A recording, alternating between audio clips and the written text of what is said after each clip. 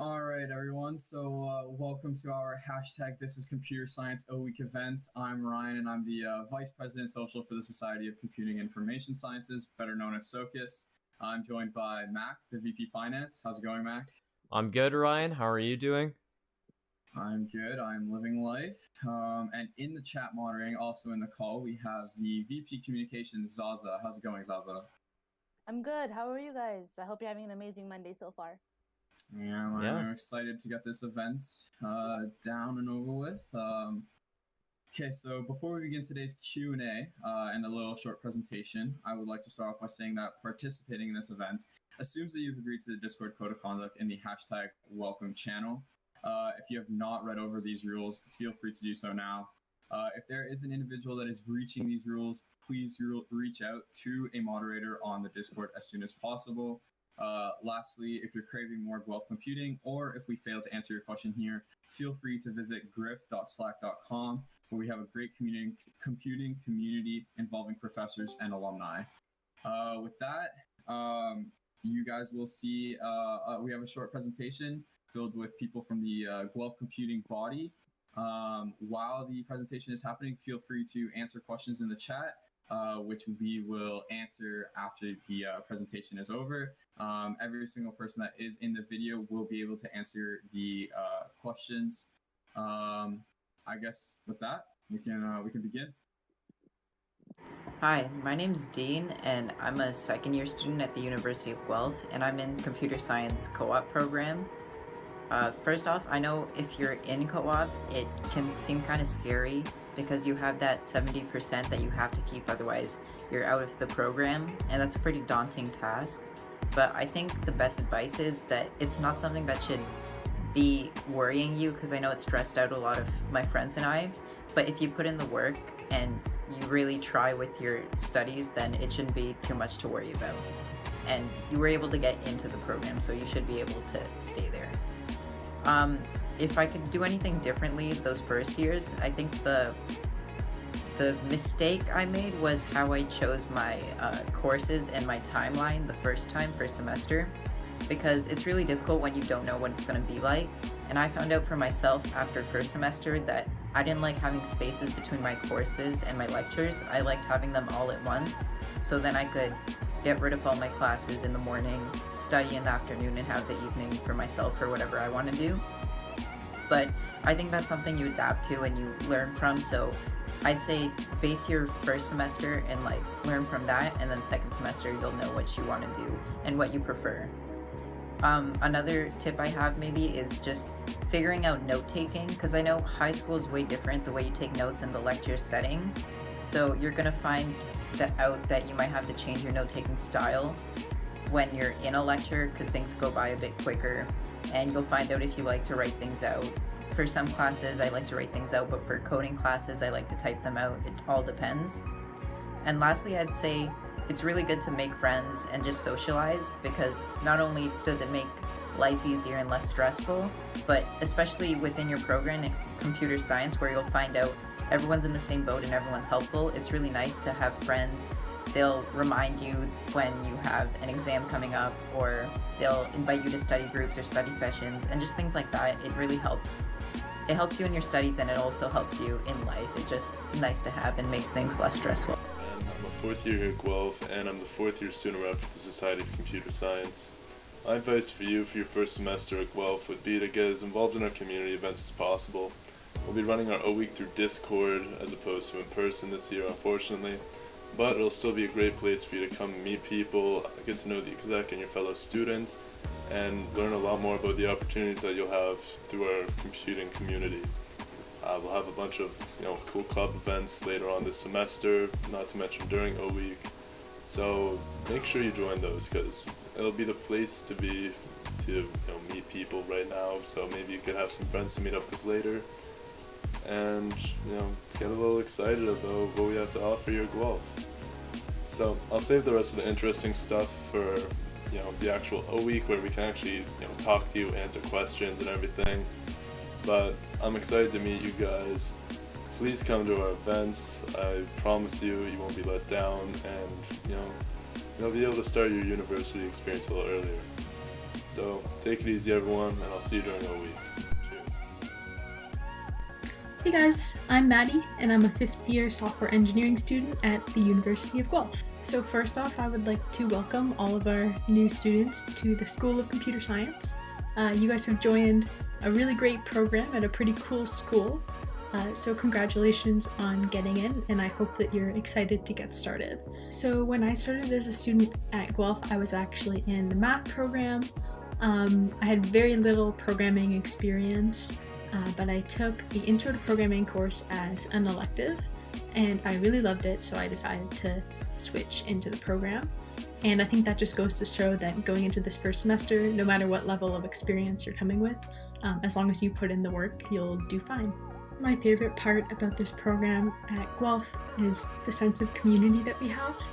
Even before I knew many people, I felt comfortable hanging out in the labs. There's always students around who are willing to give you a hand. I find all of the students to be really friendly and collaborative and non-competitive, and I think that makes for a really great learning environment. So today I'm going to introduce you to one of our clubs, which is called Guelph Women in Computer Science, or GWIX, or GWIX depending on who you ask. So we founded GWIX a couple years ago, and it's grown a lot since then. Our main goal is to build a supportive community for all the women and non-binary people studying computer science at Guelph.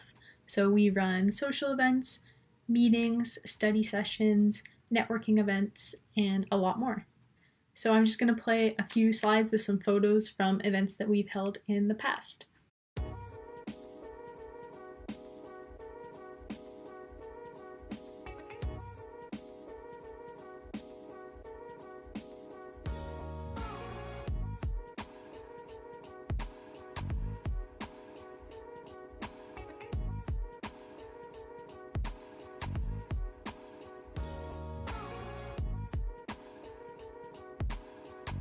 So you can go to gwix.org to see our website, and then the best way to find out about events that we're running is to follow us on Facebook or Instagram, and also to join our channel on GriffSlack. We also have a bunch of fun events planned this week for O Week, so I hope to see everybody there. Once again, welcome to the University of Guelph. So happy to have you here, and I will be around after the video to answer any questions you have. Thanks, guys. I'm Nathan. I'm a 5th year student and currently the president of the Guelph Coding Community, or GCC. So my first interactions on campus were actually with SOCA students. At the time, the club was much smaller and frankly had little to no funding, but what it did have was passionate and welcoming people, eager to help a new student like myself feel at home. Today, both GCC and SOCAS are much larger than they used to be, thanks to the work that so many students have put in. But I feel their goals have largely remained the same. With GCC, myself and the team of executives want to create an environment that is welcoming, help students feel at home, and engage in passionate pursuit of all things nerdy. So how do we do that? Well, first of all, everyone is welcome, including people outside of the program. Usually we run talks from knowledgeable students to alumni and industry experts on technical topics. This year, we're trying to expand the scope of what GCC does to foster community. This is an especially interesting problem given the all-online format. To tackle this, we've partnered with the BComp Discord to co-develop what is already a flourishing community. And the thing I'm most excited about, though, is our new monthly projects. So at the start of the month, we'll have anyone interested announce their projects, which can be absolutely anything. If you want to start writing a novel, you want to do a photo essay, you've got an app design that you want to work on, maybe you just want to get better at League of Legends. All of these things are welcome and exciting projects. Throughout the month, people can share their progress, encourage others, and bounce ideas off of other students. And at the end, we'll have students share their progress. We're thinking of doing goofy awards to keep things lighthearted, and then we'll break off to do gaming and hangouts and celebrate all of the things that we've achieved throughout the course of that month. So if that sounds like something that you'd like to be a part of, then I'd love to invite you to join us and become a part of the Guelph Coding community. Thanks. I'm Kiefer. I'm a 5th year computer science student pursuing a minor in math, and over the past 4 years of my degree, I've been involved in departmental research, clubs, and outreach. For the past couple semesters, I've actually been away from the University of Guelph on co-op terms, but I've really missed the School of Computer Science community, and I'm excited to see what this fall brings as I step into the role of President of the Society of Computing and Information Science. SOCUS, or the Society of Computing and Information Science, represents all School of Computer Science students, including those of you who are enrolled in computer science, software engineering, the general computing degree, and all related minors. We represent students in council meetings and take a stake in curriculum changes, as well as other general student affairs. If that sounds a bit boring, don't worry, SOCUS also supports all computing club activities, maintains our makerspace on campus, and also runs events of our own throughout the year. So look forward to social nights, hackathons, community building events, and more through the next few months. Sometimes we collaborate with other clubs, and some events are also open to grad students. But in general, if you're a part-time or full-time undergraduate student pursuing a computer science or software engineering degree or minor, then come hang out with us.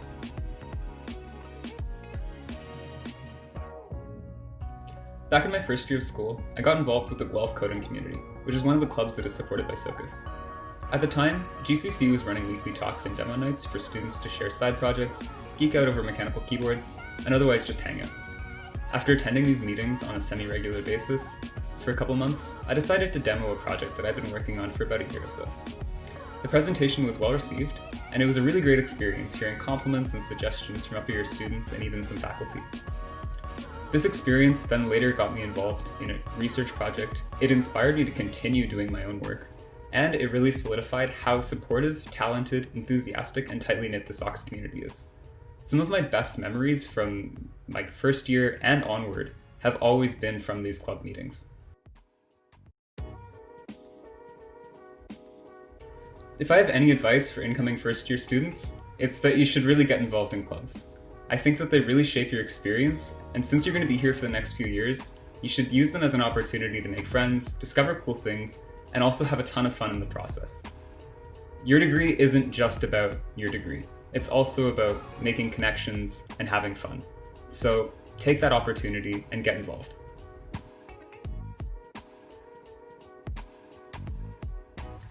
Co-op has been an invaluable part of my degree.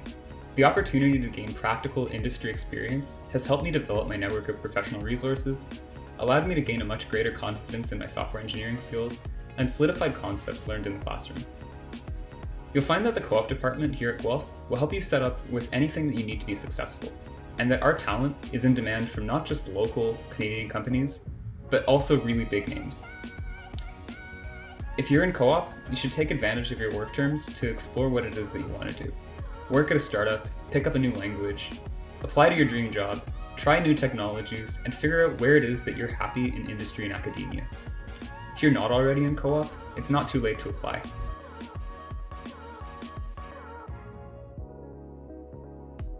It probably goes without saying, but listening to professors is pretty key to getting a good grade. Outside of the classroom though, collaborating with and supporting your peers is really important, and I think that strong community makes for successful individuals. While campus resources are a little bit less accessible now due to COVID-19, online communities are flourishing. The School of Computer Science has a growing community of more than 1,000 students, staff, alumni, and industry partners hanging out on griff.slack.com, so definitely take a moment to join. And if you're in co-op, get to know your co-op advisors. Kate and Laura have lots of great resources for you that you should really take advantage of.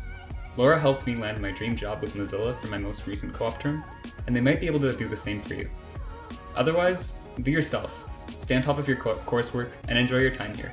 Hopefully we'll see you at the next SOCUS meeting. Hi, I'm Judy.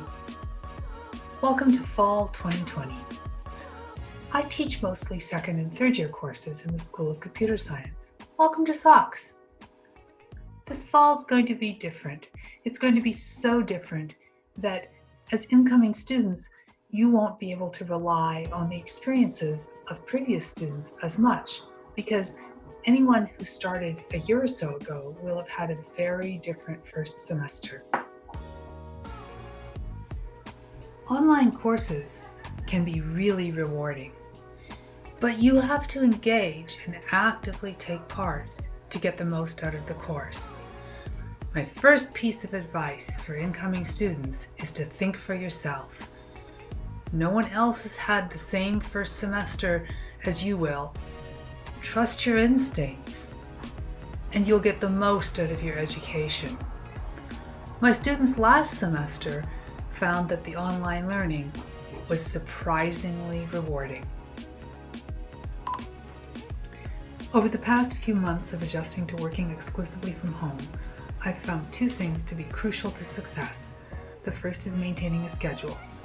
I need to be even more rigid than normal about setting my goals for each day, keeping a to-do list, and crossing things off, and setting regular, scheduled times for routine activities.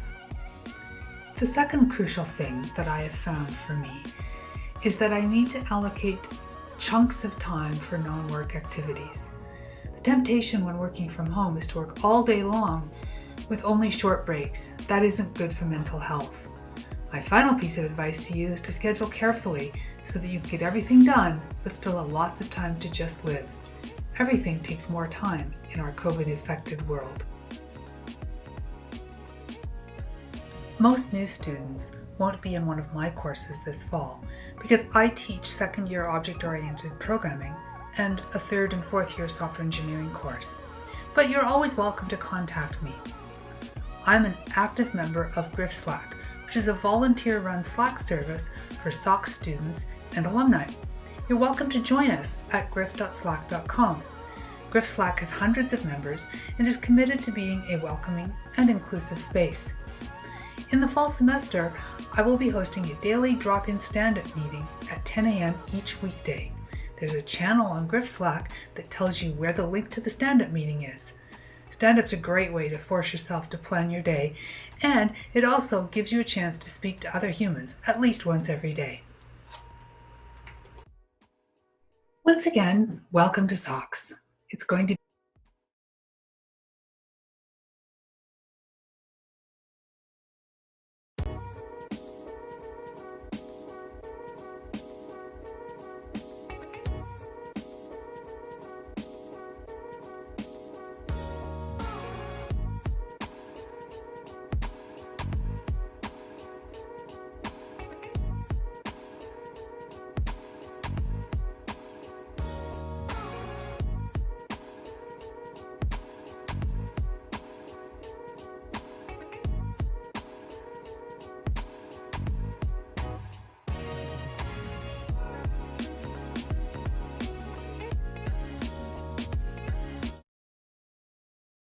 Okay, what's up, guys? Thank you, Judy, for that last video. It was very informative, very cool. I liked all the edits and things like that you added.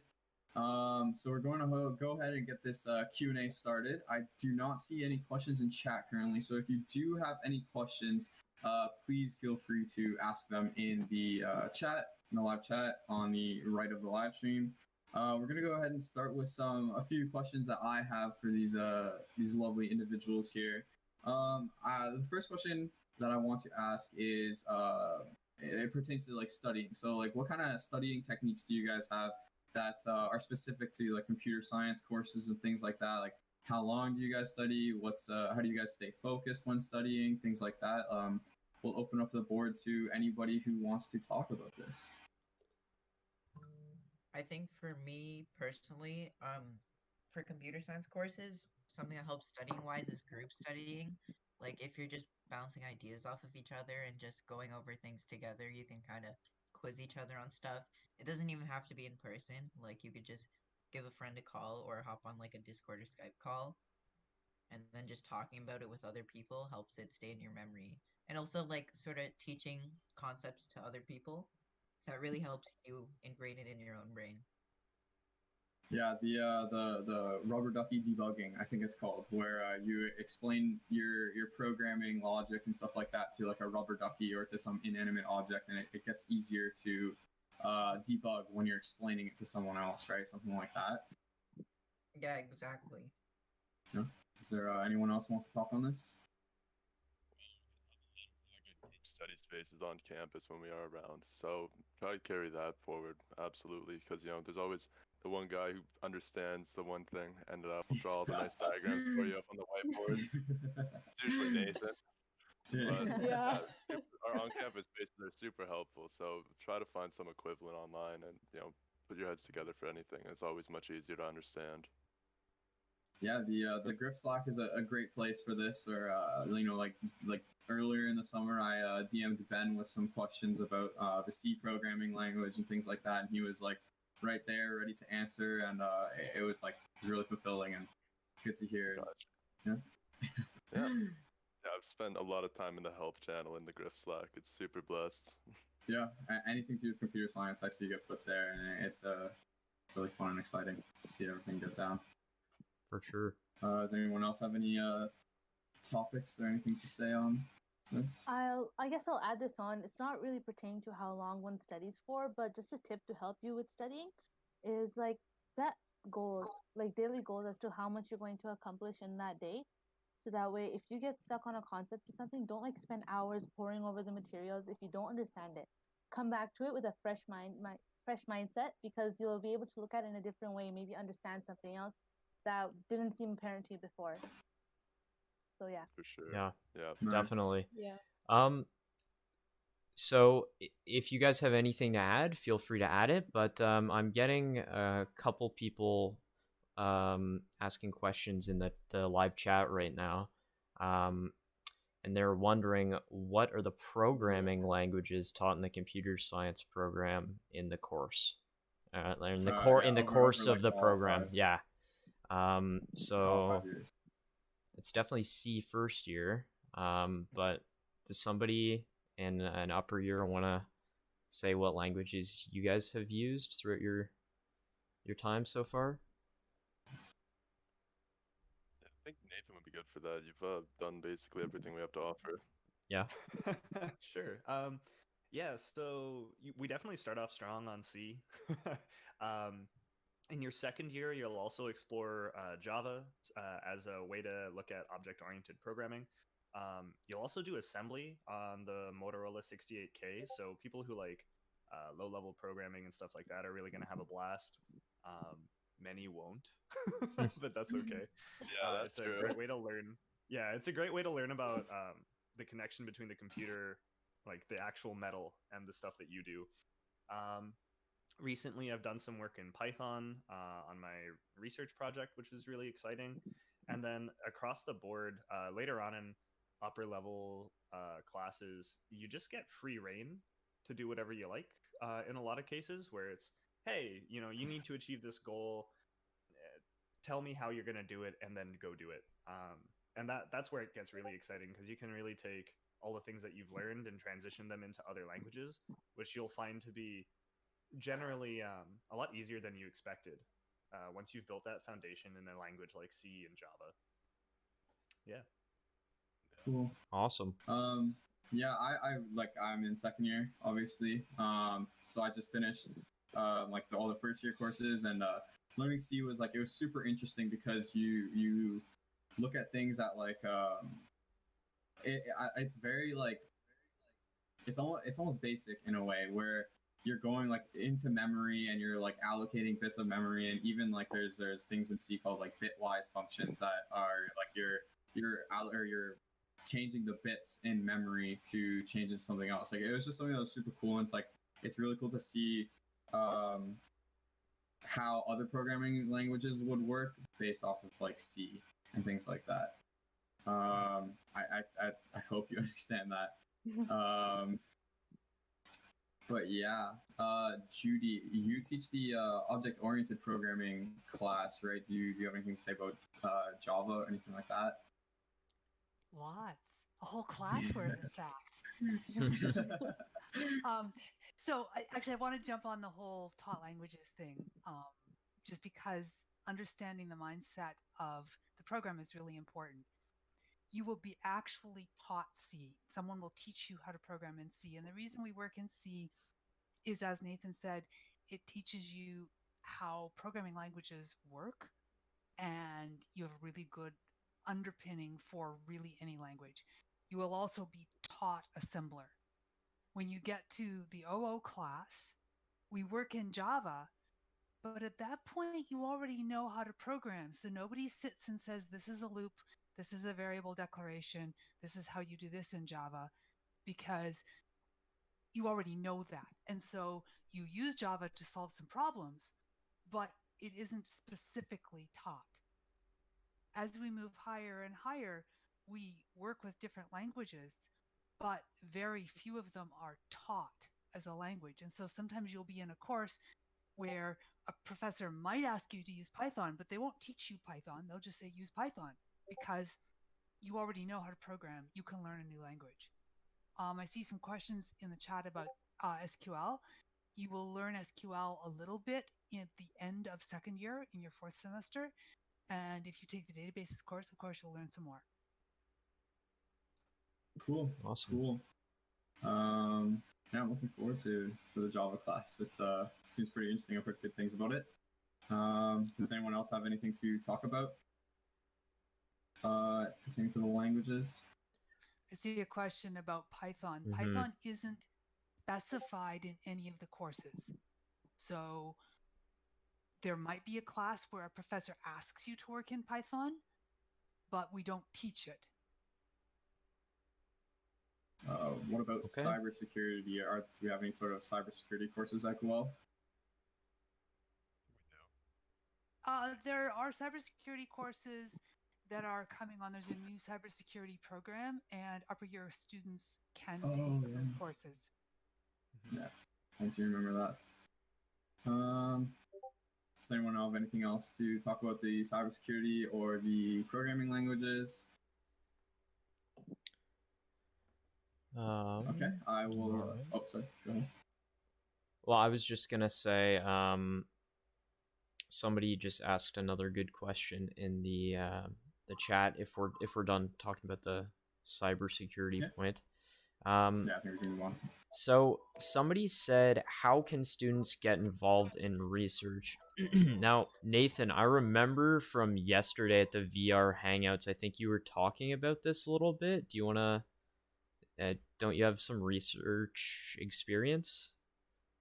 Kind of. Yeah, actually, I did my 4900, which is a research project for a credit with Judy over this summer. So generally, I find the best way to get involved in those sorts of things is just to go meet your professors as people. Generally, from my perspective, I found that professors generally love their research. They're really excited to talk about it and share with students who are eager. So if you find yourself like in a position where you want to get involved in that sort of thing, go look at what your profs are doing their research in. And if you find it interesting, read up on it, shoot them an email, or like when classes become in person again at some point, you can go talk to them after class and just ask them questions about it and see where that goes. The best thing you can do is just have an open relationship with your professors, with your TAs, with other students, and you'll find yourself in these opportunities. Awesome. That's all I can say on that. Cool. You might also want to ask Judy about it though, because she actually does the research. Yeah, I mean, Judy, if you want to talk about it, you can go ahead. So the way students have gotten involved in my research in the past, including Nathan, really to some extent, is by starting out coming to research presentations, volunteering to participate in studies. I often have requests for students to participate in one study or the other about somebody doing this. And then when people have volunteered to do that, I always tell them that they can come and listen to the results of the research. Students who get involved that way will find out what faculty are doing and then get invited to help when we need help. Most faculty have side projects that can use junior programmers. You don't have to be a grad student to be able to help out, but you do have to be interested and you have to be reliable, because we can't treat it like a course. We have to have people who can take a task and go do it. Cool. And I believe Matt also has something to say on this. Yeah, so I was in first year when I did my URA. So even if you're in first year, you can definitely do some research stuff. I did my URA with Professor Deb Stacy. She taught SIS 1300 last year, and she was really good in my opinion. I worked on it was a project funded by the Bill and Melinda Gates Foundation called Global Burden of Animal Disease. So if you guys could probably Google that, but Basically, to apply, it wasn't that bad. You just need to maintain some decent marks, which I guess I did, and I got some interviews, and then they liked me, so I was able to hop on board, and they paid me full time for the summer, and it wasn't too bad. So I would really recommend it because I got experience with programming, the CS work, and now that I have a CS job to put in my resume, I think I'm really ready for co-op. I can apply for the nice jobs after that because. And I think if you guys are, even if you guys are, I was personally interested in doing research just because I wanted to look into academia. But I mean, even if you're just doing it for general interest, I really suggest applying to a URA. All you need to do is be eligible for OSAP, which is their financial need prerequisite. But um, yeah, it was good money, or actually, well, it was minimum wage. But it was good money to have, in my opinion, and it was great experience. So definitely hit up undergraduate research assistantships, and yeah, I highly recommended. Cool. Okay. Is there any more things to add on that have to do with the research question? I'm gonna go ahead and move on to another question then. This one comes from Sakif. He says, how can we get academic help in courses? Like if you have any questions about an assignment or just a general question. Leave this open-ended. Anyone can answer this. Start with your TAs. So, I mean, seriously, people don't do that. Like if you have a question about a course, start by asking the teaching assistants for help because they're getting paid to help you. And they, in theory, know more about the course than the rest of the upper years or your friends or a friend that's in some different university. So the TAs will probably steer you the correct direction. So definitely start with the TAs. Actually, I take that back. Start by reading the chat for the course, then go to the TAs. Yes. Yeah, there's like on CourseLink, you'll have for every course like a discussion section. So that's a good place to ask questions. The professor will usually make like a general question for each assignment or something. So you can ask other students and professors and TAs like through CourseLink. And then also just like attend office hours for your TAs because so many times I'll go to office hours and there's like not that many people there. So it's really kind of like an underutilized resource. And like Judy said, like your TAs are working directly with the professor for your course. So it's always better to ask someone like that rather than like asking one of your friends who's not even in the course because they might kind of steer you in the wrong direction by accident. Yeah, that's my recommendation. A lot of the time you'll find that with those questions you have that you think are pretty general questions but haven't been answered by the assignment outline or whatever, and you can't seem to find the answer for it, it's usually in the discussion, and the chances are that a lot of people have been asking the same question. So that's why they say like check the discussion first, and then if you can't find the answer there, then you can go to a TA. Just mostly so upper years know 1300 and 1500 are on Moodle. So when you're pointing students to course resources, point them to Moodle. Okay. Thank you. Okay. Got it. Noted. Is there anything else that anyone has to say about this?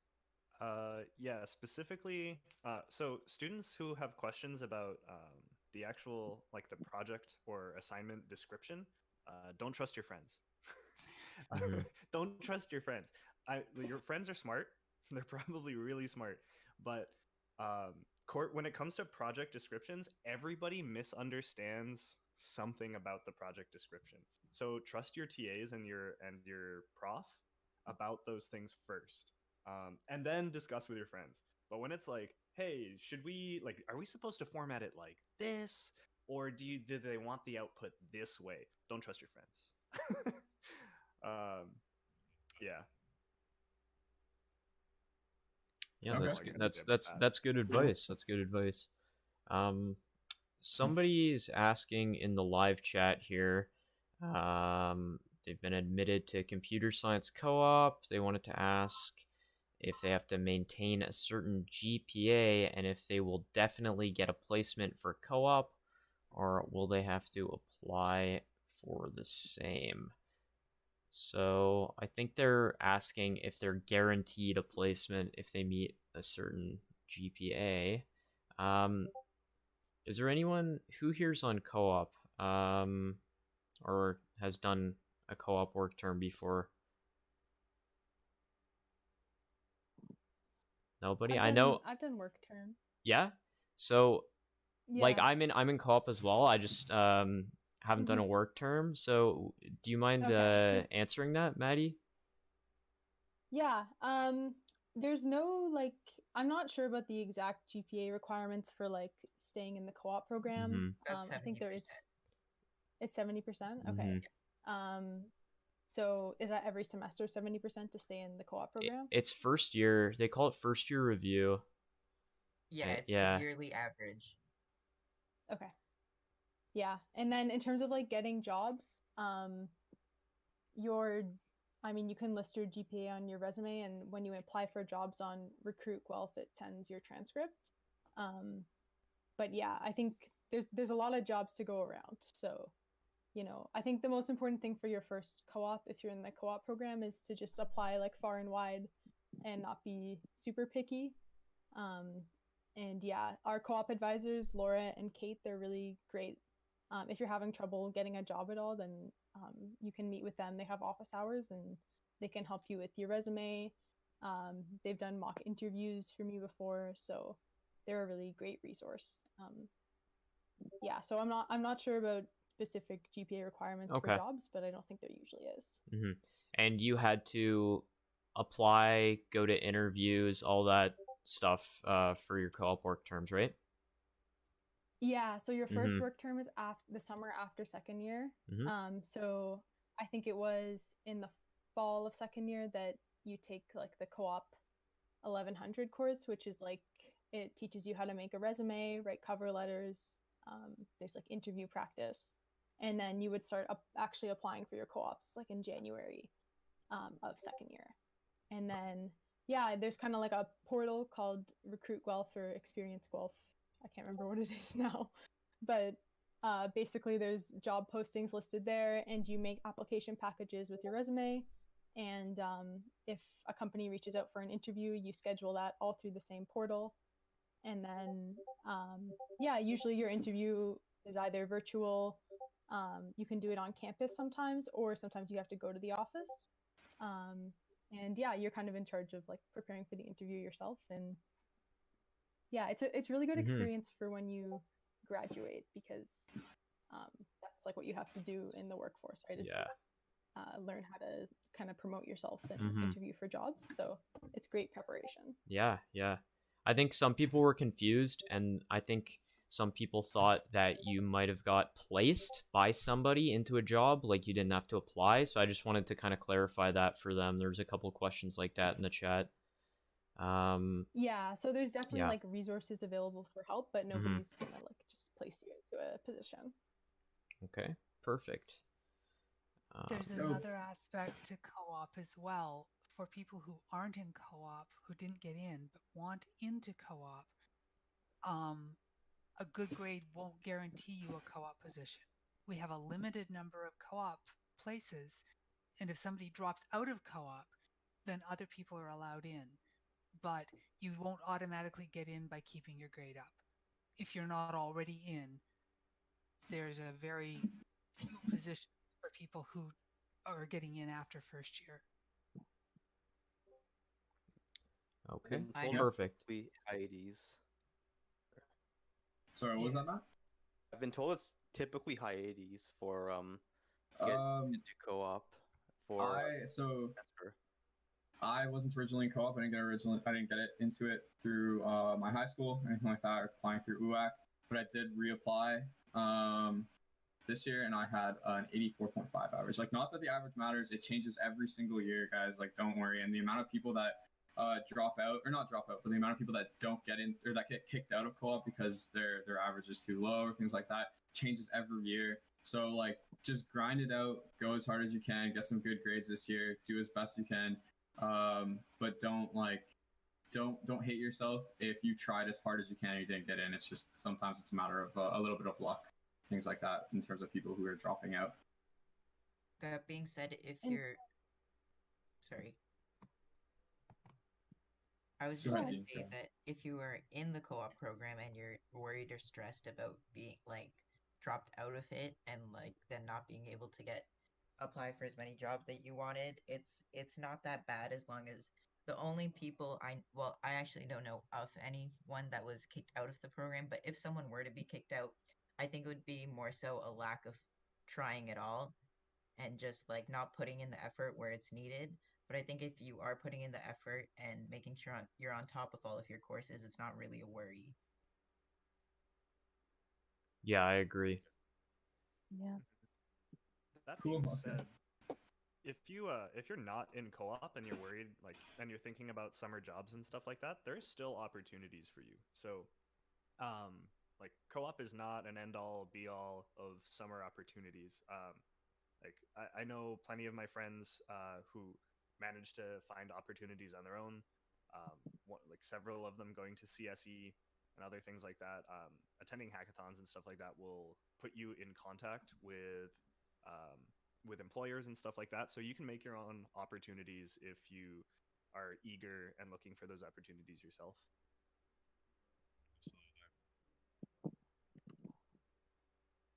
Cool. Okay. Does anyone else have anything to touch upon in terms of co-op? Okay, I will move on. The next question that I see in the chat comes from True PRQ. They say, are there courses that touch upon data science? I'm hoping that some of the upper years can talk about this. I'm taking a course this fall called data science, so yes. Me too. Yeah, I guess you can't really talk that much about it, right? Because you haven't taken it. Yeah, I haven't taken it yet, but Okay. it's with Dan Gillis. I think it's going to be great. Yeah, I think there's also data science related stuff in like the statistics stream. I haven't looked that far into it, but like it would make sense to me that it would appear there too. Mm-hmm. So if you're a math kid, that's another thing to look into. Perfect. Okay. Guess we're moving on. This one comes from, I'm so sorry for pronouncing this, it's Azar.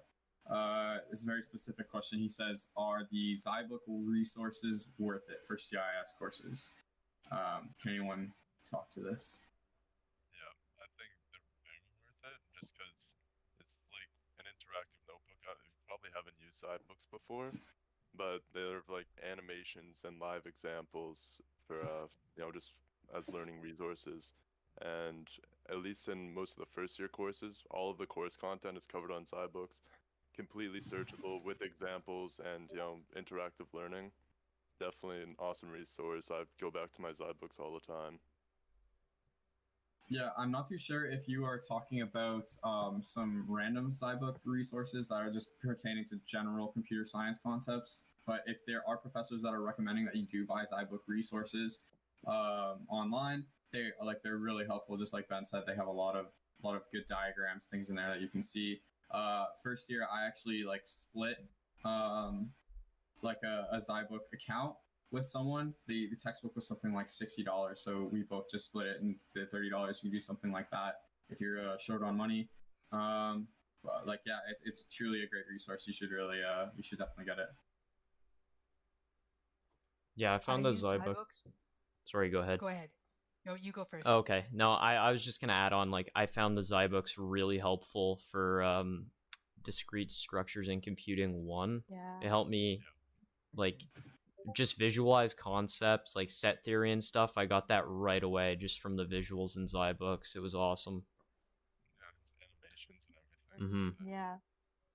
And the exercises, they had tons of exercises for you to practice. So Yep. It's really helpful. Yep. What students have told me and sort of what my surveys have suggested is that people who love the Zybooks are often the people who are new to the idea of the course at the beginning. The people who come into a class kind of knowing it get less value out of the Zybooks. So, for instance, if you're going into 1300 and you kind of already know C, you might not need the Zybook as much. Or if you know a C-like language, you might not need it as much. But for anyone for whom this is their first programming course ever, buy the Zybook. It is 100% worth it.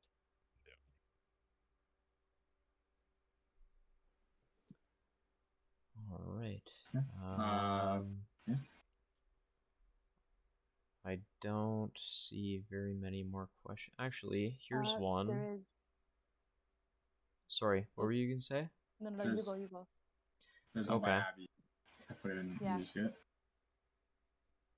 Abby, I'm seeing one by. It's in the doc. It's in the doc? Yeah, I copied it. Okay.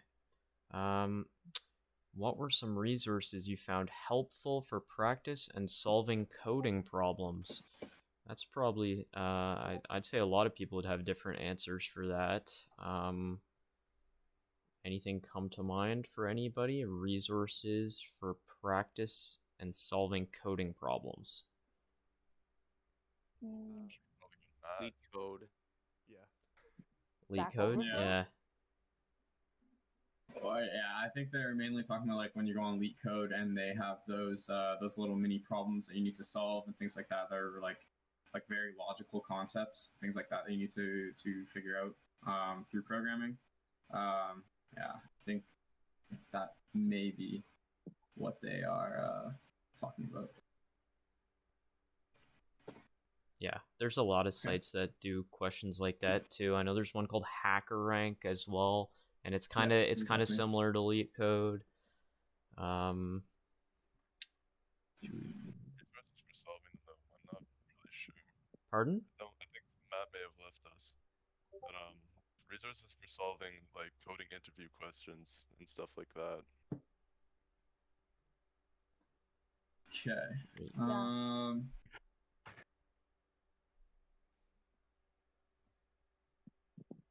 So before we get to the minors question, there is just a quick question from Manas. He says, how can we get into co-op if we're not already into co-op? What I did was I went to like my program counselor. I forgot his name. What is the computing program counselor or program advisor? Do you guys know his name? Greg Klotz. Exactly, Greg Klotz. Yes, sorry, my bad. And you can go to him, email him somehow. If you want, you can DM one of the moderators on Discord. You can DM Ryan Shepard, that's me, and I can get you his email if you would like to email him, talk to him. But basically, he just gives you a paper, and he did most of the work for me. But it's a paper that shows like which courses you are going to be changing from your normal like major in computer science and to major in computer science co-op. And you put that paper into the co-op office, and if there is space and you're working hard throughout the semester, things like that, they will email you back saying that you have been let into the co-op program. Does anyone else have anything to say about that? Okay. Next question comes in. I do not remember. It's Sakif, right? Sakif. So Sakif says, what are some cool minors that work with CS career-wise? Can anybody speak to this? I think the business and finance minors are pretty good pairings for it, just because fintech is huge right now and has a very high ceiling for what you earn.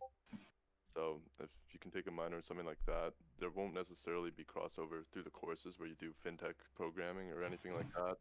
But having an understanding of both fields will help you apply your coding knowledge to actual finance.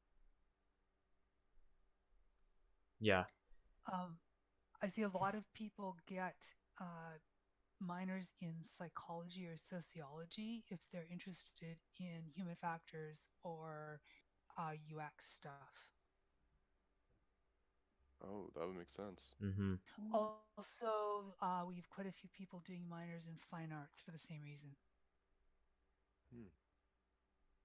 That makes Cool. sense. Yeah, I'd consider that.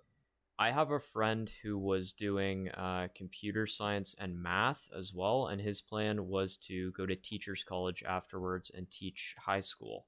So I think that's another possibility because you need an accredited minor to go into Con Ed. From what I understand, I'm not an expert on that by any means, but that's definitely an option as well. With what Max said, I saw in the chat there was someone who asked a question, can they choose math as a minor? And they were saying they were unable to get math as an elective. I think it might be just because first semester for first years in CS, they have to take Math 1200, which is like Calc 1. Yeah. But I know I have friends that are currently, they have already declared their minor. And then second semester, you'd be able to take Calc 2 in first year. But some courses with your minor, you have to declare the minor before you're able to enroll in those courses. So I think if you were restricted from anything, it's just because you haven't declared yet. But once you know that's something you want to do, feel free to declare, and then you'll be able to get into those certain courses. Yeah, you don't have to be in a rush to declare them either. If you don't declare it, you just have to wait till until the end of the priority period is over, and then you can select it. But it's risky to wait till then because there might not be spaces left in the course. Yeah, I'm pretty sure you have to declare the minor before the end of second year, or else you can't declare a minor and you have to get an area of application instead. I think I might be wrong on that, but I remember Greg came to South and did an event when I was in first year, and that's what he said. Could just be not having enough space in electives to actually fill it out after a certain point. But any of these questions, you don't have to commit what you just heard to memory. You know, if you have questions about setting up your courses, minors, and everything, go to your program counselor, and they have, you know, all the tools to help you figure out if you're on track and what you need to do to get what you want. Another way to think about minors is to take a look at who uses computing and how computing is used in areas of the world that you're interested in. Because if you want to have a useful minor, pick one in an area that needs computing, and then your minor is automatically useful because you will know something about the area and a lot about computing. Yeah, that's really good advice. Okay. Does anyone else have any more things to talk about on this? Okay, we're gonna take a pardon. Okay, we're gonna take a quick break from the real computer science-y questions. We have a little lighthearted question here. Someone asked, are there any Netflix suggestions? Are there any good shows or anything happening right now? What are you guys watching? Yeah. Sometimes you need a break from studying, and oh boy, there's some mediocre Netflix content. I just binge watched like all 4 seasons of Kim's Convenience, and I have no regrets. None at all. Oh, I love that show. That's like the quarantine content I needed because it's so like lighthearted. So just good feels all around. Yeah, in Toronto too. You guys need to watch Uncut Gems. That's so good. I've heard good things With about Adam that one. Sandler? Oh, that's so it is good. like And Good Time, the same directors, but Uncut Gems, so good, man. Yeah, Uncut Gems is like, it's just to see Adam Sandler like not in a comedic setting, and he's super like serious. It's like he was a really good actor there, and just like the sound and like all the cinematography and everything like that just went so well together. Like it was so good. So artful, and I mean, you know what? His charisma and his personality just comedic in of itself. So I love it so much. That movie, so stressful too. Yeah. I just finished the second season of Umbrella Academy. That slaps. Is that good? I've had it on my list. People keep saying that. Yeah, that was pretty good. It's pretty much you know, some Netflix original type vibes, but it was entertaining. That's good. All right. Do we have any more? Anybody else dropping that sweet quarantine? Yeah, I got one. There was this, I don't know if you like, you have to like kind of like crime and like sort of courtroom stuff, but there was this series I watched, a docu-series.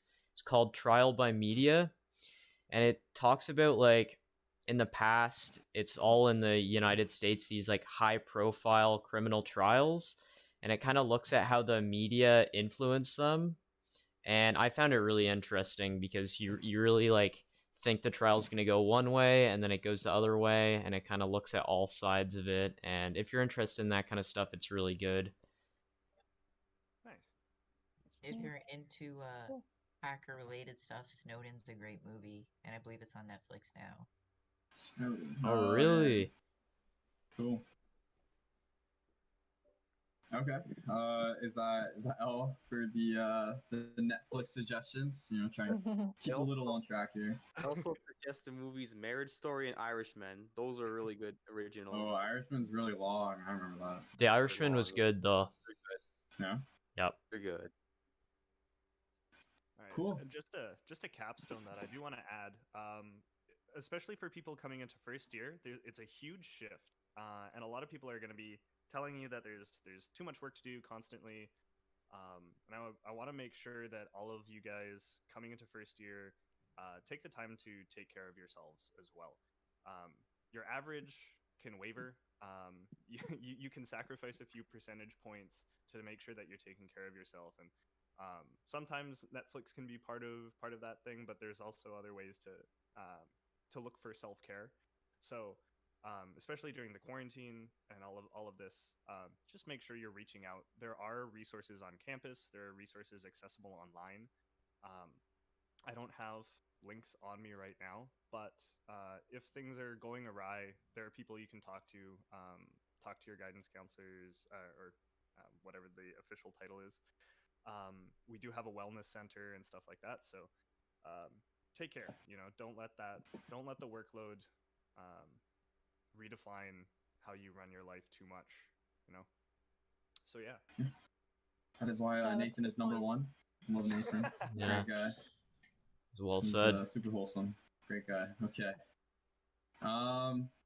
So coming in from Azar, I'm sorry again if I pronounced your name wrong. So I cannot choose maths as an elective because there's Maths 1200 as a main course during semester one. Can anyone talk on this just quickly? Yeah. So I've been doing math as sort of my minor / area of application. We'll see if I finish it. And, Same. so my path through, I can talk about like my path and how, like, which courses I took. So in my first semester, I took Math 1200, and that was, I think, my only math course that semester. But oh man, it branches out from there. So I took Linear Algebra 1 in my following semester, as well as Calc 2. And then in second year, there's just a plethora of courses you can take. I took Numerical Methods, which is looking to be a much better course this time around. I took Differential Equations. Later on, I took Linear Algebra 2, and like things just get absolutely wild later on. So try not to stress too much. First and second year in computer science tend to be pretty bogged down with mandatory courses. But after that, there's so much room. And if you're interested in math, like I'm a huge nerd, and there's so much to explore in it. So keep looking for those things and like hold on to it, because it does get really interesting later on. Cool. Very, very insightful. Our next question comes in from Manas. He says, how much workload is there? Yeah. Can anyone answer this, or? Well, it depends on which semester you're in, really. Because, for example, for us in our first semester, the workload wasn't that large as long as you learned how to manage your time. Like, honestly, everyone always laughs off procrastination, but generally don't do that, because it will come back and bite you in the back when you don't have enough time to work on all your assignments. It depends, because like Some courses have weekly quizzes that you have to do, like discrete structures. We used to have a quiz due every Sunday. So reviewing the material throughout the week would help you a lot in terms of like not cramming it right before the test. It's manageable at best. Mm-hmm. Just to go off that, that's a really great point about time management. Because every semester, depending on what courses you're taking, you're going to have a different amount of work to do. So I think that's a really important skill to try to learn in first year. And one thing that I do on campus is I work in learning services in the library. Basically, it's like a peer helper team, and we're just a group of students. You can book appointments with us, and we basically offer like coaching about learning topics. So like time management, studying for exams, different types of exams. Like let's say you've never had to do a multiple choice exam and you have a big one coming up. We can help you learn how to study for that, how to take the test. We do all kinds of things as well. Like we do a lot of presentation practice. So if you have, like for one of your electives, if you have to give like a demo or something, we can listen to your presentation and give you tips. So I can drop the link in the live stream, but yeah, it's a free resource on campus. And if at any point you find you're kind of like in over your head coming up to midterms or whatever, we can definitely help you. And a lot of our students that come in are first years because it's that transition from high school to university. So we're pretty good at, helping you kind of build those tools in first year. So yeah, there's lots of help available if you're feeling overwhelmed. Yeah, like Hollingworth added on, start early, attend office hours, and reach out to TAs if you need help. That's completely correct. Use the resources available to you. Mm-hmm. One thing that's really important for first year students to realize is that the whole place runs different than high school. So things that happen in my office is I will get first year students in my office when I'm teaching first year at the end of the semester who have assumed that even though they've missed assignments, I can do something about it. And I can't. And so if you miss assignments or you skip things or you don't do things, there's no makeup. You've lost those marks. They're gone. And that's a lot different than many people's high school. So it's really important for you to do things when they're due and to hand them in when they're due. Lots of profs won't even accept something 20 minutes late. It needs to be 100% on time. So time management's key. Personally, personally, in my experience, it's gonna be different for everybody. But for me, honestly, my first year, I probably worked like 25 to 50% as hard as I did in high school, and I honestly got better marks than in high school than what I did in high school usually. It's not, I don't mean to really flex, but I think it's more so just I don't want people to be really scared about the workload in university, because I mean, you're accepted and people just like you have gone through this, and I'm sure it was no problem for a lot of people, and I'm sure a lot of people struggled. So of course it's varied, but I think some people do sort of come in panicking, but I think you'll find a lot of people telling you that it's not going to be too bad, and you could definitely do well. So that's just my personal anecdote, but I think a lot of things that contributed towards this was just more so how it's different in high school from high school. So in like university, you'll get less assignments, you'll get less tests, right? So you get like maybe two tests for each course, a midterm and a final exam, versus in high school where you get like 5 tests and then a final exam and then a few assignments. So I mean, literally there is less things to worry about in terms of quantity, but I mean sometimes it does get maybe more abstract in terms of high school, because a lot of things you do, a lot of the courses such as discrete math and of course programming you have to think about, but it's not like high school where the math is all plug and chug. So that's one thing. But I mean, in total, if you keep on top of your work, you'll be great because a lot of these courses they're based on objective metrics. If you pass these test cases, follow the instructions correctly, get your 100. So that. Those are my thoughts, to be honest. So I think it's not too big of a deal to be, or it's definitely watch out for the jump between university and high school, but it's also something not to be too worried about, in my opinion. Just be smart and conscientious about it. That's my take on it. And concerning assignment weights, there's academic considerations. So if there's strenuous circumstances where you just, for whatever reason, maybe a severe illness, or those situations you had no choice and you were completely unable to get something done, there's forms you can fill out and a way where you can actually maybe get that assignment pushed back, or you could write your midterm on a different day. But that is taken very seriously, and it's not something you could do just because you want more time or need more time. There needs to be a really good reason, but it's good to know that that's there, and it's not something you should stress about if it was out of your hands. Yeah. Another tip under time management is that read your course outlines. The course outline will state when assignments will be due, when you'll have quizzes, stuff like that. So at the beginning of the semester, look through your course outlines and plan out what's due when, so that way you're aware of how much time you have between each assignment due date. Yeah, that's a big difference definitely between the high first thing school. you should do. Sorry, go ahead. I was just gonna say that's the first thing that you should do when you get all your course outlines is write down all your due dates so you don't miss something. Because it's definitely stricter than it would be in grade school. Yeah. Especially since it's all online, it always feels like you're missing something because there's no professor in front of you reminding you.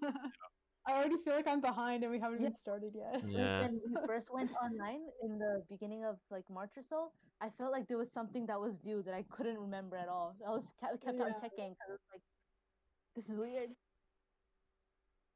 Yeah, for sure. Okay. Just 5 an hour a day every day of the week is not the same thing as 5 hours on Friday. If you get the break in between and you get to understand a little bit of information at a time, much easier than trying to crank out an entire project the day it's due. Yeah. Oh yeah. 100%. For Angel specifically, we actually have a workshop or something on this YouTube channel for preparing for SIS 2750, which is the Angel of Death. Yeah, so the seminar. I would like to address that a little bit. So for first years coming in, there's a boogeyman course that people have taken to referring to as the Angel of Death. But man, it is not that.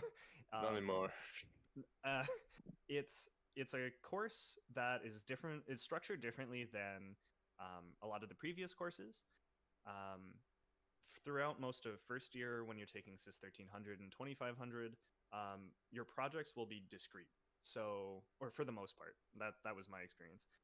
So you can do poorly on maybe your first assignment and then come back on your second assignment, and that's totally fine. And so you get to section these off.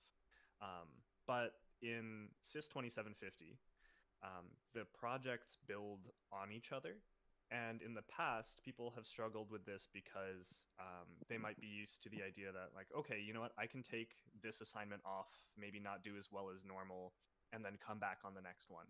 But because it builds,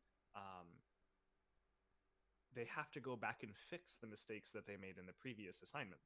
This throws a lot of people off, and especially when it comes to time management, right? They think, okay, I can just scrap this and go next.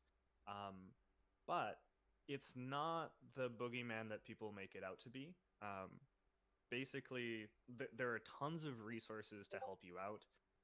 The fact that it's a building assignment is honestly more of a blessing than a curse, because you get to go back and learn from your mistakes. Often there'll be some resources handed to you so that you can find where your mistakes were more easily and you can address them. And by the end of the course, you actually end up with an application or a product that is usable. To me, it was one of my first really exciting and rewarding experiences in programming, because I had spent like 3 months developing this project that by the end of it was like really cool. So I think there's like this aura around it that people continue to perpetuate, but I think if you're feeling confident about your programming and you like pulled through first year and stuff like that, it should be something that we're excited about, because you get to really put your stuff to the test. So yeah, I don't if you hear people like I guess talking about, oh, the angel of death, it's not that. It's just 2750 and you're gonna be okay. Yeah. Yeah, we have another question here by Manas.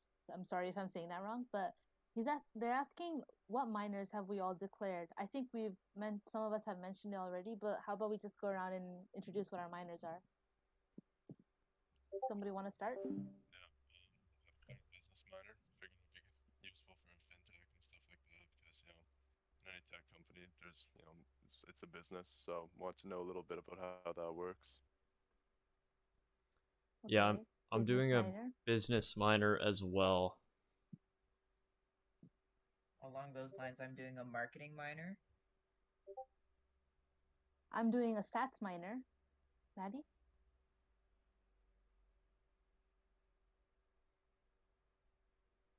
Oh. Well, I'm doing math. So Math, that's fun. yes. Math? Yeah. Anybody else? I am also doing math. Yes.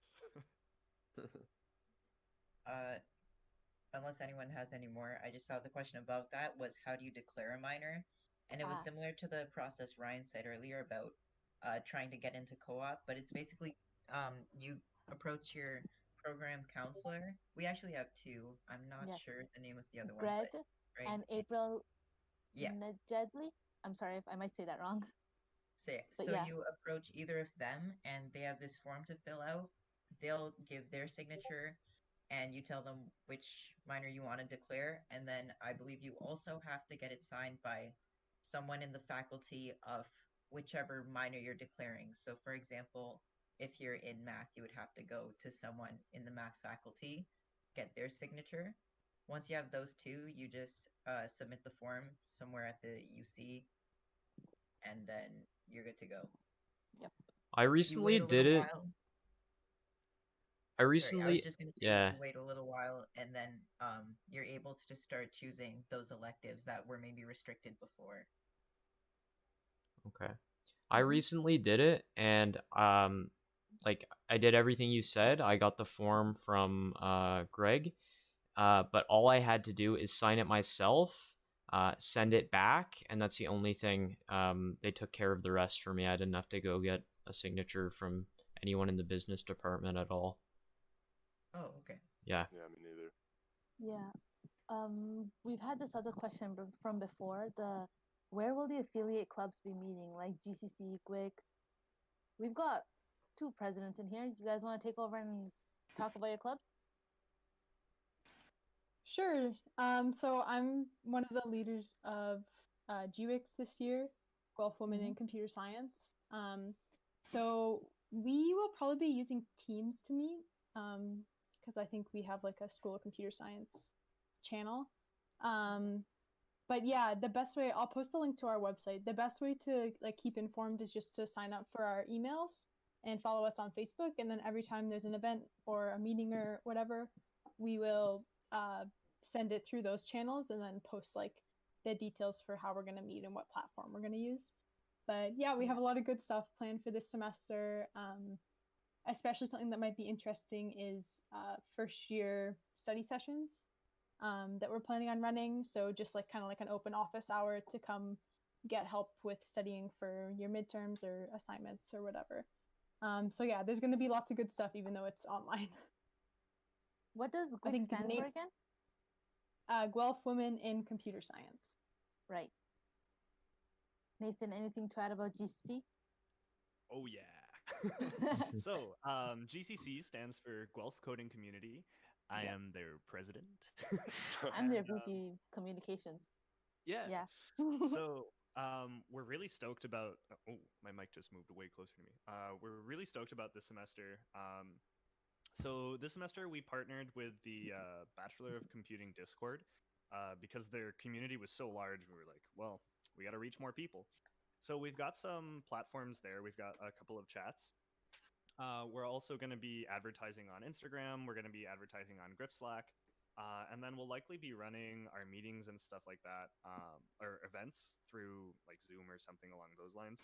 So we'll toss out a link in those locations on Griff Slack, on Discord, on Instagram whenever we're running an event. We run them pretty much weekly. So we'll be starting on the 17th. And basically what we do is we do talks from alumni, from like students doing research projects, from industry leaders on new technologies and stuff that people are working on to bring tech from outside of academia that's being used in industry to you guys now so that you can learn ahead of time. Another thing we're working on this semester is we're pushing really hard to build that sense of community. I think it's going to be absolutely fundamental to making sure everybody stays healthy and excited about school, to build that community during this like online format. So we'll be doing these monthly challenges. Essentially what we're going to do is starting on the 17th, we're going to do like a show and tell. So you can come in, you can talk about projects that you worked on this summer. It doesn't have to be like some fancy polished thing. If you wrote your first C program and you're really proud of the fact that it says hello world like 4 times, please show me that. If you worked on like a photography essay, or you did like or you started writing poetry, or you do music, share that with us. We're trying to build a community of like, yes, programmers and comp sci students, but we also want to show that we're people with interests. Yeah.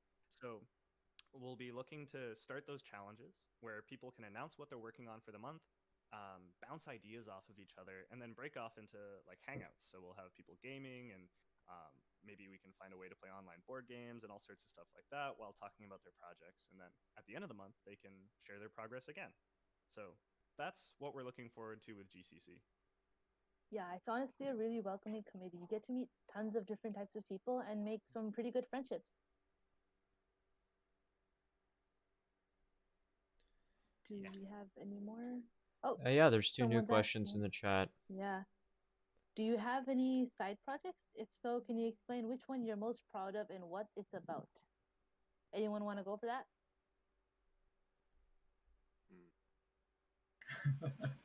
Well, I mean, I'll go.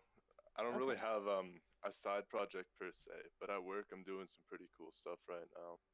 So I work for this startup in real estate that Nathan hooked me up with. Shout out Nathan. That's why you should go to GCC. You'll meet the Nathans who have jobs to give out. But yeah, basically we decided we're gonna update a bunch of our old crappy systems this year.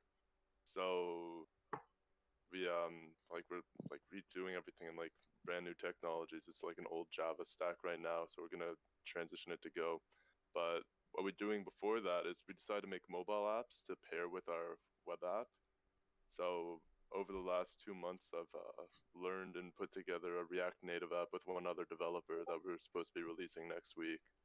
And that's been a really cool process. And like, actually have a project where, I can just show it off, and actually the whole thing is, me and one other guy. So very validating work, super fun to do. That sounds awesome. I'm working on a side project right now. It's not done, but I'm interested in web development, so I'm just doing like a front end thing with CSS, HTML, and JavaScript because my goal is to get better at all of those, JavaScript in particular. So I'm using form fields so a user can enter data. It's like a budgeting tool, so it's meant to help you visualize your finances. So you enter a category, a dollar amount, and then I use the Google Charts API to make a pie chart that's all color coded so you can see where you're spending the most money, and I have it optimized for mobile, and I'm working on the desktop layout as well. That's good. Yeah. Maddie, come you show had that something off. to say? Pardon? Oh yeah, no, that sounds super cool, Mac. Oh, thanks. Yeah. For me, so I'm working on finishing something. I started it with my friends at a hackathon a couple of years ago, and then as hackathon projects go, we kind of dropped it for like a year and a half, and now we're picking it Yeah. up again.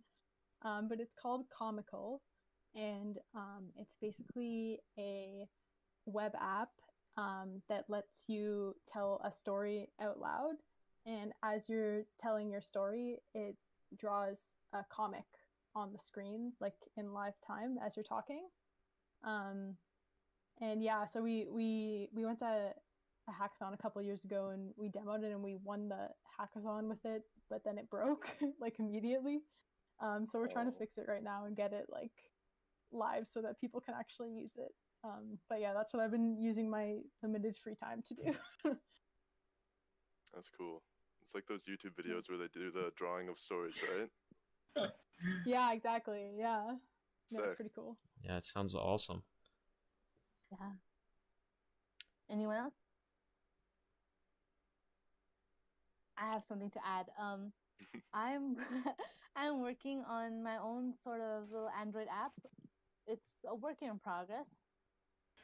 But basically what I'm trying to do is just create like my own sort of like notes and calendar all in one sort of thing. So that like I don't know, I just find it more useful than having a notes separate app and like Google Calendar separate. I'm trying to just like bring them both into one and have it our own personalized theme version on our Android phones. Cool. I hope you all bring these to GCC. If it works, yes. Yeah, yeah. Yeah, we'll see. It doesn't have to work. Bring me your broken projects. I want to hear about them. Yeah, All we'll give you right. some tech It's support. actually working. I think the fingerprint scanner is broken though. That sounds really Um, cool. Anyone else? Are there any other questions? Oh, what electives do you consider to be the easiest for first-year students? From Azhar. You're asking us for bird courses? Yeah. Online astronomy. Oh. That sounds really cool. Oh, it was awesome and so easy. Yeah. There's a lot of cool first year seminars. I don't know how those are working Yeah. this year, Oh, if it's yeah. the same as normal, forgot those but existed. yeah. Oh yeah, Yeah. first year seminars are awesome. And I took, yeah, go ahead. They fill up fast though. Yeah, they're sick though. You can Which one only did you take take, them Nathan? you can only take them in first year as well. So if you want to take one, now is the time. Yeah, I took game theory in my first year, and it was one of the Ooh. coolest Oh. courses. That's It was nice. That would be learning awesome. about Nash equilibria and stuff like that, and oh man, it was really cool. I don't remember very much, but I had a lot. So What did I take? I took French. That was okay. Me too. I almost failed that. That is not a bird course. Again, it depends It on was if you can speak entertaining. French or not. Yeah, we learned French in high school, so Oh, it is what it is. wow. So yeah, if you know the course before you go into it, it's a bird course. Yeah. oh yeah, Yeah. French is great if you know how to speak French. Yeah, wow. Yeah. Accounting. Yeah. I remember some of you guys were asking about accounting. Accounting can be considered a bird course if you took grade 12 accounting. If you didn't take it, like me, you're literally gonna want to crawl into a hole and fall asleep forever. It's fun, but it might not always be your cup of tea. You say it's fun. Personally thought sociology, anthropology, and marketing were really easy courses. So if you guys want that, that's those are the classics in my opinion in Guelph. That's what people like to say. Yeah, those first year ones. I took Soch, but I wasn't a huge fan of it. It was super easy, but I don't know if my fellow programmers struggle with this, but I suck at writing so badly. Like I cannot. 500 words takes me hours to do. So Yeah. it was like we needed to do small write-ups every now and again, and it was just dreading it every single week. Yeah. But your But it was classmates easy, mark- arguably. classmates mark your work in the online one, so Yeah. they're Yeah. going to give you a 90, so that's great. Yeah. For Azhar, marketing, oops. for marketing, I would not recommend taking the distance education one. because yeah, the difference between in-class and distance education, the biggest difference was for the online marketing, the exam was pass fail, and for in-class it was not. So that's a reason to take the in-class one.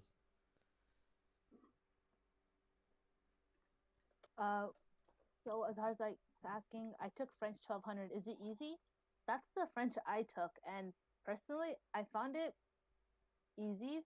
You just have to do your homework and the different grammar exercises that they assign to you because the teacher does mark them. So other than that, it's not too hard. With Just do language your work. courses in particular, though, I know like some people think like, oh, I speak Spanish, I can take Spanish, but I know they have it so that there's different levels. Yeah. So there's Mhm. like Spanish for people who actually speak Spanish, and then there's some people who need to work on their grammar. So there's, I know, I'm not sure how it's branched out, but I know there's separation. Yeah, they have like they make, I think they make you go through a check to see like the level of your French, and if your level of French is higher than this course, they move you into the more difficult course. So they try to circumvent the people who already know French. Yeah. Okay. Yeah. That's not with all language Not just courses French. though. Like I No, took sorry. Yeah, I took a language course first year and they didn't do that. It was just kind of anyone is welcome, but they taught it at a beginner level. I think it's with the more popular language courses that they do that, like French and Yeah. Spanish in particular. Yeah, I think Greek also has that, and Chinese maybe. That's what I remember Chinese seeing on Chinese the... did not have it because that's the one I took. Oh. I took conversational Chinese and there was no like I tried test. to take that course this semester. It wouldn't let me enroll. Oh, it's a shame. Yeah. I liked that course. It was pretty good. Yeah. I would like to say, I've taken a number of courses thinking like, okay, you know, this is gonna be my bird course, no problem, and almost every single time, it's my lowest mark. Yeah. So when looking at your course load, it is gonna be the case that some courses are just less work than others.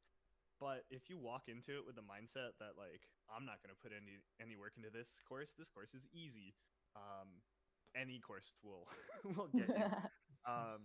So I think the best way I've found to balance that after like trying out different types of course loads is pick a course that's going to be fun for you if you can. So yeah, you can pick some random thing like, I don't know, maybe somebody told you Psych 1000 is like a really easy course and you're like, okay, cool, I'll take Psych 1000. It's really easy, but you don't care about psychology in the least.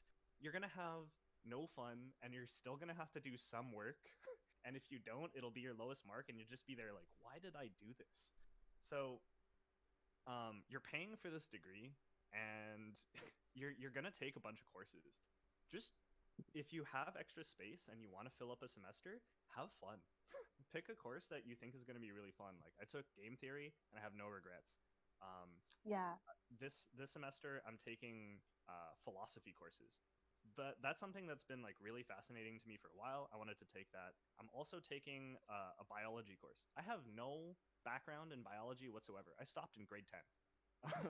But I've like, it's something that's really interesting to me, and just because it's probably going to be more work than like, I don't know, some alternative that somebody told me was easy. I don't know, beekeeping or something. At least I know that I'm gonna walk in there and I'm gonna be excited to do the learning. So I think approaching it that way is probably gonna be more effective than looking for the easiest course. Courses are easy when you want to learn. Yeah, I completely agree with that. Definitely agree with that. I feel like you're going to find yourself doing better in courses you're more interested in as well, because I know people who take like easy courses, but because say they're distance education or they're just courses they put to the side, they actually end up doing way better in their math, computer science courses because they're actively learning and engaging in those courses.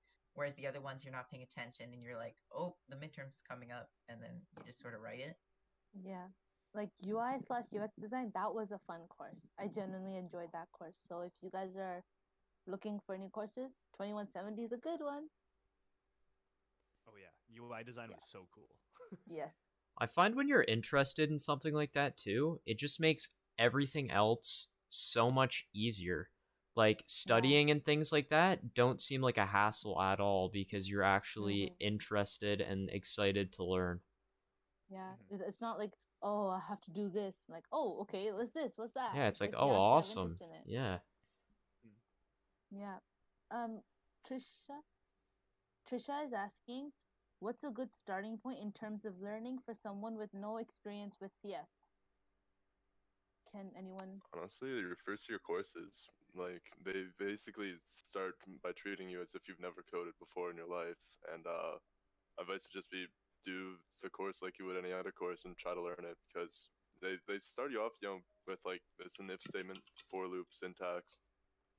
Get the Zai book because they have, like we were saying earlier, it has all those interactive animations and questions and all that. It's actually very well guided.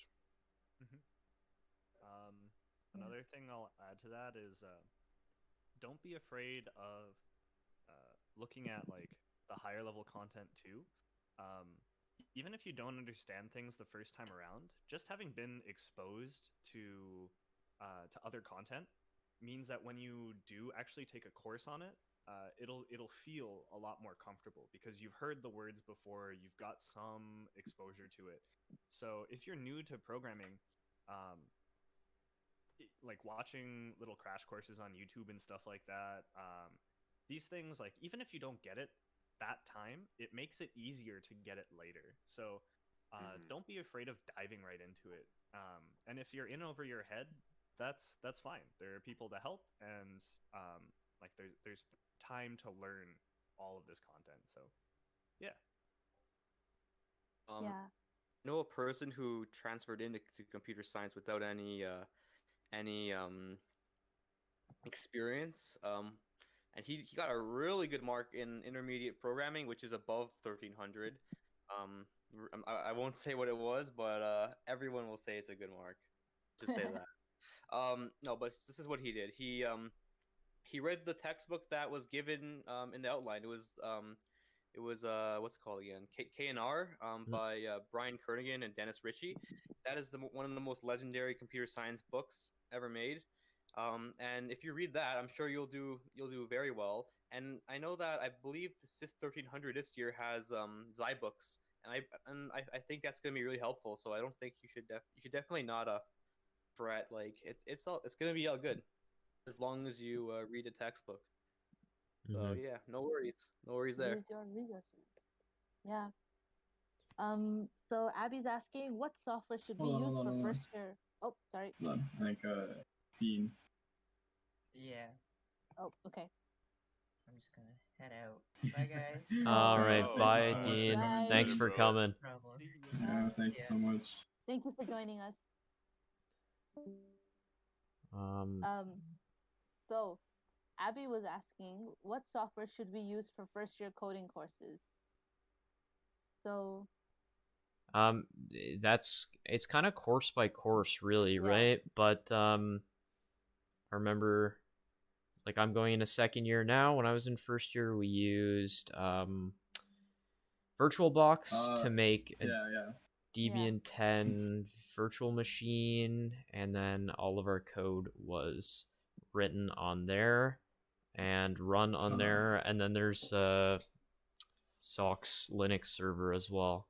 Yeah, some people chose to use the WSL. Pardon? Yeah, I don't know who is going to be the first year professor this year for the SIS 1300. Yeah. But last year, our professor got us to download VirtualBox, which is basically like you can virtualize any operating system onto your machine, whether you're on Windows or Mac or Linux or anything like that. And then because C, it kind of has like all the C standard libraries and things like that are like built into Linux already. So it's super easy to like install a compiler and things like that on your on a Linux system. So like it was super easy though. In fact, like one of our labs with our TAs was just installing the VirtualBox and making sure that everything is set up.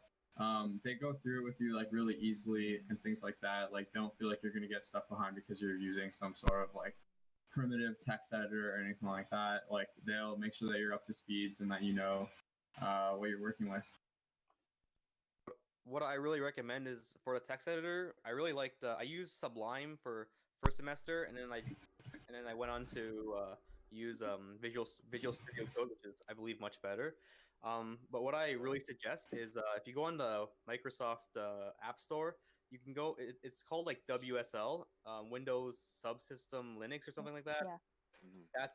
That's really good. You can download and you can get the Linux command line from there, and it's so much faster than opening up a virtual machine that just lags on the computer. Yeah. So I really Mhm. recommend looking into that. It's great. Yeah.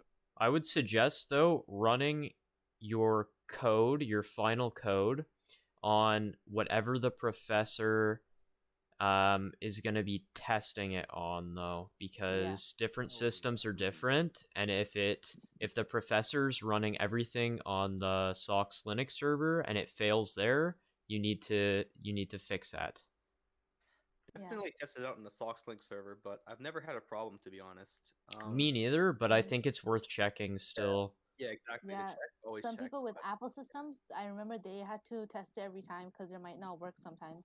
Mhm. Yeah, I can speak to that a little bit. Yeah. So, as someone who's TA'd a number of times now, I've seen this issue so many times. People like, and it happened to me in my first year too. At the time, we were working with Raspberry Pis, and I had installed Linux onto my laptop, and I was just like working straight out of Linux. And I thought, okay, cool, I'm on Linux. My Raspberry Pi's on Linux, no problem. I compile my code, everything works great.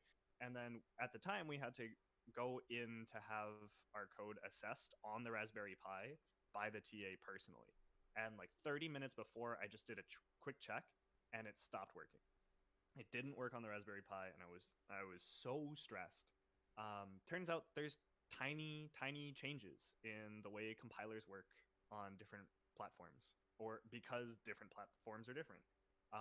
If you're working on a Mac, yes, you can code on your Mac and you can compile things, but there's no guarantee that it'll work on the Linux servers. They are different platforms. I've had so many students come to me like, I wrote it on my Mac. It works on my Mac. Why? Well, what happened? Why don't I have like? Why is my mark a 0? Why didn't it compile? And I'm like, well, we told you.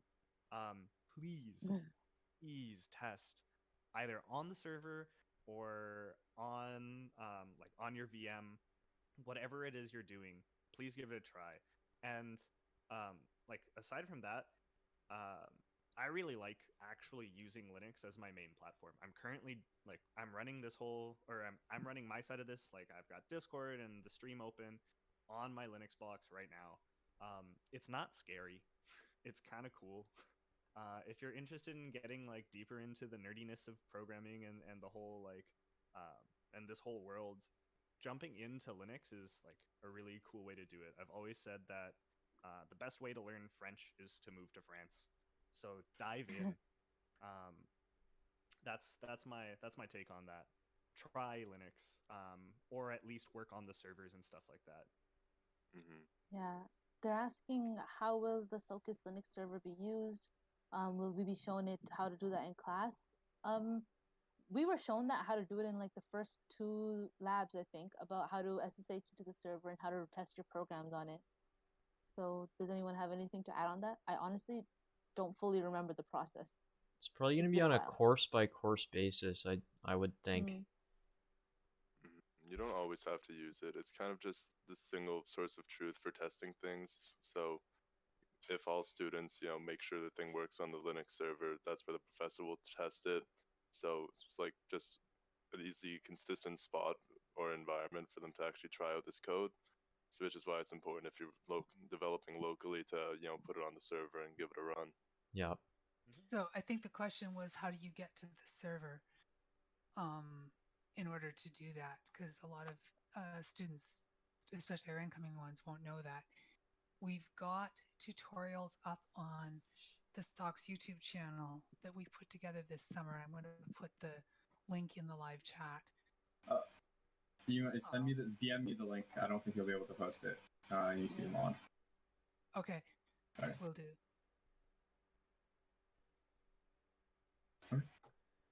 Okay. Perfect. I will post it right now. Are there any other questions?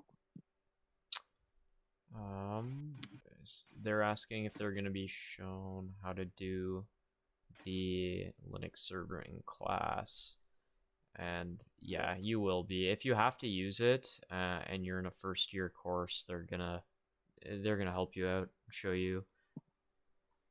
As well as Git. You're gonna be using GitLab, and they're gonna show you how to use Git and all of that pushing and stuff in your labs as well. Okay. So if there isn't any more questions, we'll leave it open for around a minute. And I think it's safe to say that this event will be a wrap. Does anybody else have anything that you just want to say, some closing regards or anything like that? Yes. Come to as many events as you can while this is all online, because I don't know, do you have something to weigh into that? Yeah, I almost forgot about it. We're gonna drop a QR code in the where am I dropping it? In the comment room. So scan the QR code and enter your name for a raffle. You will be one of the 2 winners to win a UFG bookstore gift card. Awesome. So the more events you attend, the more likely you will win the raffle. My English is out the window. Cool. So yeah, that is one of the reasons you should come to these events. But other than that, this is where you're going to meet people in your programs and hopefully through your classes if they're using Teams or Moodle or if there's some sort of discussion posty thing. But lots of great people in GCC, GWIX, and SOCUS. Opportunities to be found, friends to be made, and I don't know, God, do what you can do for online first year. Okay. Yeah. All right. So I think we can. Mac, do you have anything to say? I had a good time helping out with this event. I hope everyone had a good time watching and could take something away from this. And don't worry if after this is over you think of some more questions. You can find us online. The Discord will be up for a while, and after that, Griff Slack, right? Yeah, griff.slack.com. You sign in with your UFG email. Feel free to do so now. Great community there. We have lots of alumni, lots of professors on all the time willing to answer questions alongside current students as well. It's a great place for anything to do with Guelph computing. Okay. With that, I guess I would like to thank all of the guests for being here. You guys did a great job with the videos and things like that. Other than that, I'd like to thank the audience, everyone else for coming. It's been good. All right, Welcome to Guelph, guys. Welcome to Guelph. Welcome to See Guelph. you guys at the other events. Good luck in your first See classes. you guys. Yes. Come to GCC. All right. Come to GCC. All right. Goodbye. Bye, guys. Peace.